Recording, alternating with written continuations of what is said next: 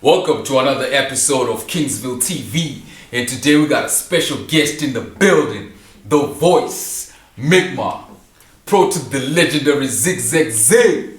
What's up, Mr. Life is Business? Yeah, I'm in the building. What's good? Welcome to Kingsville TV, homie. Yeah, we here. It's been a long time coming. You know? So can you please tell us a bit about yourself? Who is Migma? Who is pro to the legendary Zigzag Z? Pro to the Ziz is an MC I've been writing since the 90s, like late 1999. They started recording around 2000. I was part of a rap group called The Blitz. We're the first guys from Bulawayo to get airplay. Before or after Icon, I'm not sure, but one of the first groups that used to get airplay during that whole urban groups era. So I've been in like I'm a 20-some year veteran in hip hop. Salute. Yeah. And I heard you dropped an album, or should I say the album is still on the shelves. Life is Business. The streets is still anticipating, waiting for Life is Business. What's going on with that project, Mr. Pro to the Z? That album is collecting dust somewhere. I never recorded it because I never really got time, because there's real life outside music, and I think if you have to put out a project, you need to be at 110%. So I never really could go 110% into music because I got a son to take care of. I got things to do, you know. So unfortunately, but I think we'll put it together. Sooner or later, we'll put it together because the structure is there. Yeah.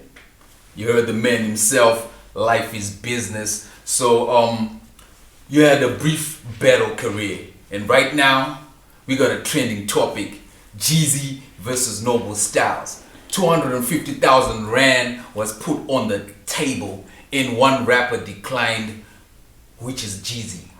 What's your take on that? I think that's the best thing he's ever done. Why? For one, personally, this is my assessment. I don't think the money was there. There's never been money in Zim Hip Hop, and all of a sudden a nigga's putting 10 grand, then the next hour it's now 100,000, then they're now aiming at 250,000. That was bogus because Noble Styles was getting brutalized. He had the best song of the whole thing, the C10 song. I feel that's the best song. It's the one that I keep playing over and over because I like the way he put it together. But all in all, Jeezy was consistent and he was replying there and then. He was showing that he is an MC. So why? There are three types of battles. There's one, the stage battle, like URL, where you go to the stage, you're betting so and so in 3 months, go write your verses, he writes their verse, then you battle. The second one is on wax. Jeezy, Nas, 50, Ja Rule, all these Drake, Meek Mills, all these battles on wax. And then the third one is in the street, you just meet a person. I'm sure that's how it started. Just meet a person and you battle. So why are people trying to change it? It was a battle on wax. Why are you changing it to a battle on TV? Why? What's the logic? And it's one guy who's pushing for it, and it's this guy's friends who are putting in the money. So it was a setup, and Jesus showed that he's an intelligent guy. So the hip hop community is saying that Jeezy let us down. He should have taken the 250,000 and went to battle Noble Styles. How do you feel about that? How much money does Jeezy have? How much money do I have? How much money does Orthodox have? How much money does Calvin have? Money is relative. So Jeezy is the best part in this one that he doesn't need the 250,000. This other nigga does. He needs the money. He doesn't. So why should he battle? Why do you feel let down by someone? If you offer me $100 to push your car, I might probably say no because I don't need it. I don't need it. I can make that $100 doing something else. It's just an example. So he didn't let anyone down. If those guys really want to put money into Zim Hip Hop, he should challenge. There are so many people you can challenge that are willing to take that 250,000. So many. In Bulawayo, I can mention 50 that are willing to do that. Even in Harare, I'm sure if they put 250,000 there, who wants to battle? Everybody would run there. Why do they want to force Jeezy to do what he doesn't want?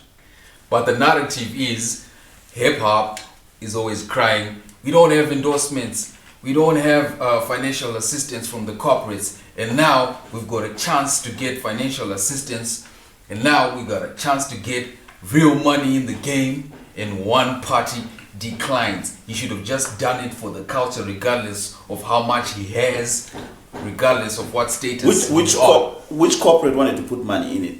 Tell me one. Does anyone know who exactly was putting what money there? Nobody knows.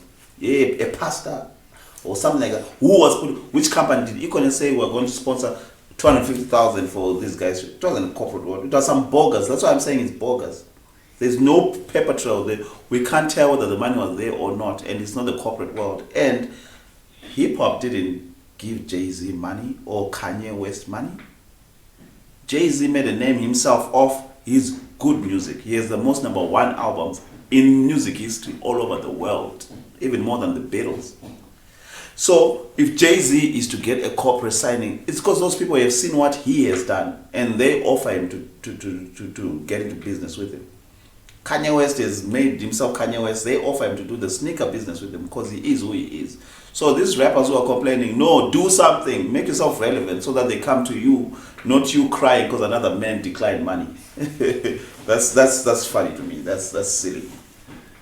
What's your opinion as a legendary MC in the Zim Hip Hop industry on the state of Bulawayo hip hop at the moment? It's the best it's ever been. There are so many rappers who are doing so much good stuff, so much good music, the cheesy ones, the underground ones, the delusional ones, the comedian ones. It's never been like this. It was always, I knew there was Orthodox, there was Thought Electric and other few rappers that I knew. But right now there are so many, which is a good thing. And the state of hip hop in Zim as a whole, what's your opinion on that? It's really growing. Unfortunately, the culture is not growing, but the musicians are growing. So there are a lot of the culture is the worst it's been, but the music is the best it's been. So once the two link, though, you'll see what hip hop will do. I heard you once mention something like rappers rap about things they don't have compared to Zim dancehall artists. That's why Zim dancehall is making it, yes, compared to Zim hip hop artists. Zim dancehall is what hip hop should be. If you go to America, if you're a rapper, you're wearing baggy jeans, you're walking into an office, you're that ghetto guy that they want to chase out of the office soon. That's what hip hop is. Hip hop is a reflection of the ghetto. It's a reflection. Dancehall in Jamaica is a reflection of the ghetto. Kwaito in South Africa was a reflection of the ghetto. And then Casper Nyovest, that guy is very important in South African hip hop. He's the first guy to put the ghetto into hip hop. Because there were the Proverbs who are way better MCs than Casper. The Pro Kids, he was rapping in Zulu, way better than Casper, but he didn't have that ghetto feel. Casper Nyovest came with Dog Cheveleza, he was in the ghetto, even the video. He was in the ghetto, he was the first guy to put the ghetto into hip hop, which is what Zim Dancehall is doing. Zim Dancehall is the ghetto. When those guys are singing Mbanje, whatever they're singing about, you can picture that this guy is from Bari for real. When you hear a rapper, Takura, who would believe Takura is from the ghetto? Sounds like someone who grew up in Borodale or something, you know? Even local rappers, they might be rapping in vernacular, but they sound like they are suburban. And music starts in the ghetto. Even rock and roll is trailer trash niggas who are from the ghetto.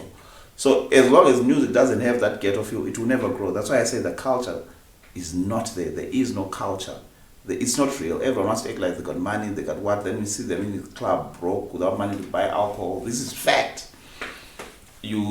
So until people are real with themselves, it won't grow. Zim Dancehall will always be #1 until we get a rapper who really sounds like he's from the ghetto. T Gonz, I believe, is from the ghetto. That's why he's as big as he is. Because even his persona, you can see that this guy is from the ghetto. Not these other guys who are too polished. And you want to... oh, Lord. That's a story for another day. I hear you, man. I hear you. And what advice would you give to an up-and-coming hip-hop artist in Zimbabwe? What advice would you give him? What lane would you tell him to take so that he can make it in Zim Hip Hop? #1, they won't listen. These guys know everything. They take the stand and say, you've never done it. You've never had a hit Prozac. We don't know you. So I understand why you wouldn't take my advice. But my experience is, if you want to remain relevant, you need to do music that rap about your life. You will never run out of content if you rap about your life. That's why Jay-Z After releasing his first album in 1996, he's still here rapping about completely different stuff, but he's still rapping because he raps about his life. When he talks about something, you actually see it, you can believe it. He has a punchline, he says, "My wife Beyonce, I brag different." It's a punchline, but it's real. It's there. But if you want to come out, hey, I'm the man in the ghetto, and you are actually not that, then it doesn't make sense. It doesn't make sense. So just rap about your life. You will see the difference. So basically, rappers, up and coming rappers, or just rappers in general, just be yourself, and you're guaranteed to make it. There's no guarantee to make it, but at least I still rap up till now. I started rapping in at least I say 2000. I'm still rapping because I talk about things that are relevant to me. How many rappers have been there since 2000 up till now? How many? They've come and gone. Some at the bars even got awards. Whether they deserve them or not, that's another story. But because we're not talking about their lives, they fizzle out. Because I heard there's some light who called me out. What's his name? Mudoni or something. He called me out on a track, meaning I'm still relevant in 2020. I started rapping in 1999. So I don't have a song out, I don't have anything out, but he knows that guy recorded a song. There's a guy called Prozac. Why? Because I rap about myself. So if I rap today, I'll be talking about my life as where I stand. That's why that's how you get longevity. Whatever that word, yes. Some people say Zim Hip Hop is not going anywhere. Zim Hip Hop is just a dead genre, and Zim Hip Hop is failing to go mainstream. It's failing to get recognized compared to other genres. What's lacking in Zim Hip Hop for us to go mainstream, for us to get our product in South Africa, Nigeria, and pop up even in the United States? What can you say is the fundamentals that are being lacked in Zim Hip Hop for us to go mainstream? There is no culture. There is no hip hop culture. There is no rapper that raps about his life. They don't. Rap music everywhere is exaggeration, but within the confines of reality. Now you can hear some rappers sounding like he's lived in America all his life. It doesn't make sense. So it's the artist. I put it on the artist. You're making good music, but it's not real. So we won't support that. I'd rather go to a Wiki D show than any rapper. That's the honest truth. I would rather go watch a Wiki D show than any rapper's show. And I'm the biggest hip hop fan in the world. So that should say something to you. I get the feeling that you are a businessman because you titled your song, or let me say your album, Life is Business. Any tips you can give to artists on how to generate revenue or make streams of income in the music industry or otherwise? I think, okay, I'll answer it in two ways. The first one is, if you want to make money off music, you look at all the rich rappers. 50 Cent, Jeezy, Kanye West. They made their money off the influence of rap music, not from rap music. Right now, there's no one in the past 5-10 years. There's no one with more hits than Drake and Lil Wayne, but they are not the richest because money doesn't come from music itself. It comes from the influence that you make off music. Then you make Power, a TV series that will get you money. Jay-Z makes Douce, vodka. He does stuff outside rap music, but he managed to be in that place because of rap music. So that's one way of looking at it. The second thing is, if you want to sell something, if you want to get into business, people overthink all the time. The business, if you want to sell something, it's what you need. I've heard these young rappers telling me about this. Hey, I want to do a studio that's like this. Hey, that's this and that. Who is going to pay for that? I would rather sell Milli Meal because I know everyone wants Milli Meal. I would rather sell, bottled water because there's no water anymore. You know what I mean? So if you want to get into business, sell something that you want. because you're a Zimbabwean, you're a Bulawayan, you're a whatever you're from in the country. You are a citizen of that place. So whatever you want, that's what everyone else around you wants. So don't say, hey, I want to sell Jordans. These young rappers like, hey, can you sponsor me money? I want to start selling Jordans. I'll be importing them from the States. I'm like, who's going to afford those Jordans? Can you afford the Jordans? You get what I mean? So these people need to be realistic when you're doing business. That's how you start. Don't be embarrassed. If it means you're going to sell Maputi by the corner, do that. Make that income. So we can safely say that selling CDs is not viable anymore. It's stupid. I've never seen anywhere where you can buy a Winky D CD, but it's by far, but him alone is bigger than the rest of the Zimbabwean musicians.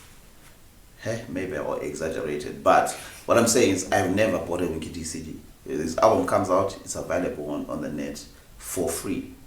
You download it, then you go to his show. You're hearing it live from the man himself, Mr. Life is Business, dropping some jewels on how to generate revenue for yourself as an artist, as an entrepreneur. So, yeah, man, musicians take note. So, last but not least, man, where can people find you on social media platforms?